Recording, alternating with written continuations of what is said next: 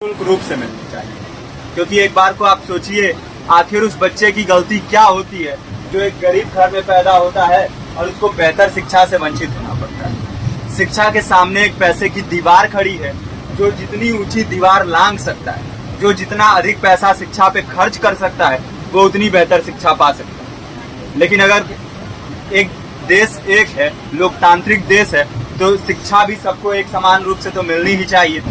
आज परिस्थिति ये है कि एक तरफ तो प्राइवेट स्कूल हैं जो लूट के अड्डे बने हुए हैं, वहां पे आप एडमिशन कराने जाएंगे तो सिर्फ एडमिशन के नाम पे ही आपको 10,000 20,000 रुपए देना होगा। और कमीशन खोरी का ऐसा धंधा है कि कॉपी किताब टाई बेल्ट ड्रेस जूता कहाँ से खरीदना है ये आप नहीं तय करेंगे वो प्राइवेट स्कूल वाले। यानी आम लोगों की मेहनत की आखिरी कौड़ी उनके जेब से वसूल लेना चाहते हैं। और दूसरी तरफ सरकारी स्कूलों में न तो पर्याप्त टीचर है न पर्याप्त बिल्डिंगें। 2019 का ही ये पुराना आंकड़ा है कि हर 100 में से 52 स्कूलों में या तो एक टीचर है या 2 टीचर हैं। और उन्हीं टीचरों के ऊपर जिम्मेदारी थोप दी जाती है कि जनगणना करो, मतगणना करो, पशु गणना करो, तमाम काम करवाए जाते हैं। और 19 के बाद से तब से कितने टीचर रिटायर हुए होंगे और 18 के बाद से कोई टीचर की वैकेंसी भी नहीं है। आप खुद भी सोच सकते हैं ये परिस्थिति और कितनी बिगड़ी हो। इसीलिए हम लोग ये मांग उठा रहे हैं, चाहे कोई राष्ट्रपति का बच्चा हो या किसी मजदूर का, सबको शिक्षा एक समान मिलनी चाहिए और निःशुल्क रूप से मिलनी चाहिए। प्रेमचंद ने अपने दौर में भी कहा था कि एक सभ्य समाज में ऊंची से ऊंची तालीम मुफ्त होनी चाहिए और इसका पूरा खर्च गवर्नमेंट को उठाना चाहिए, क्योंकि हमारे देश को फौज से ज्यादा आवश्यकता तालीम की है। और शिक्षा से जुड़ता हुआ ही दूसरा मुद्दा हम लोग उठा रहे हैं। दूसरा मुद्दा है रोजगार का।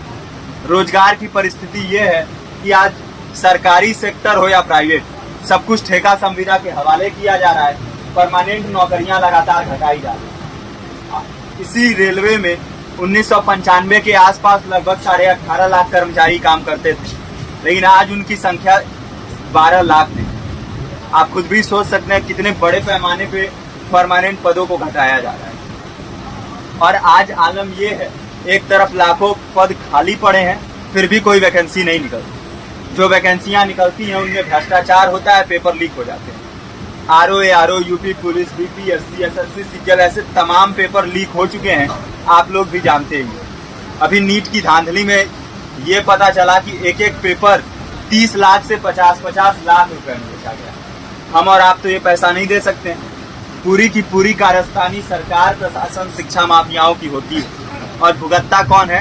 आम घरों के लोग, जो लोग सालों साल तैयारी करते हैं, दिन भर में 10-10 घंटे 12-12 घंटे पढ़ते हैं। और इतनी कड़ी मेहनत के बाद, सालों साल की मेहनत के बाद उनके हाथ लगती है तो सिर्फ हताशा, निराशा, अवसाद।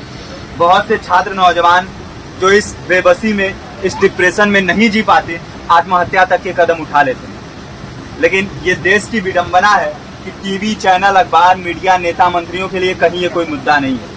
उनके लिए मुद्दे हैं तो जाति, धर्म, रंग, नस्ल, अगड़ा पिछड़ा। आज जब पूरी परिस्थिति इतनी भयावह है तो ये जरूरी है कि लोगों के बीच में जाया जाए, लोगों को संगठित किया जाए और एकजुट किया जाए। क्योंकि आज अगर अपने मुद्दों पर बोलेंगे नहीं तो कल को ये परिस्थिति और बिगड़ेगी। हो सकता है ले देके अपनी जिंदगी तो हम लोग काट ले जाएं, लेकिन आने वाली पीढ़ियों को क्या भविष्य देके जाएंगे, ये भी सोचने वाली बात है। हमारे साथी ने आपको पर्चा दिया है, पर्चा आप तक पहुंच गया है। पर्चे में और भी बातें हैं, इसको पूरा विस्तार से पढ़िए। पर्चे में हमारा नंबर है, संपर्क कीजिए। फेसबुक का, इंस्टाग्राम का लिंक है, आप वहां पे जाएंगे तो आपको पता भी चलते रहेगा कि लगातार किन किन माध्यमों से हम इस अभियान को चला रहे हैं। नुक्कड़ नाटक, संगीत, शिक्षा सहायता मंडल, लाइब्रेरी, तमाम माध्यमों से इस अभियान को चला रहे हैं और कोशिश कर रहे हैं कि बड़े से बड़े पैमाने पर हर जगह पे लोगों को संगठित किया जाए और एकजुट किया जाए। आपके बीच भी आए हैं आपका साथ और सहयोग दें। साथ इस रूप में